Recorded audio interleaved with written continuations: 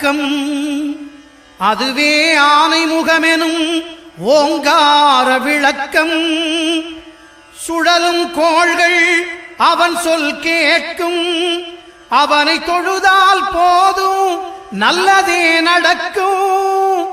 ஆனைமுகனை தொழுதால் நவக்கிரகங்களும் மகிழும்.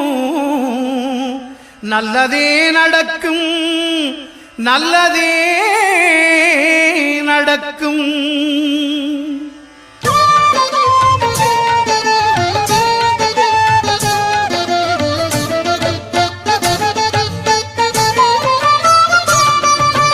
ஒன்பது கோளும் ஒன்றாய் காண அங்கு கற்பகம் என்னும் கடவுளின் மெய்யில். ஒன்பது கோளும் ஒன்றாய் காண அங்கு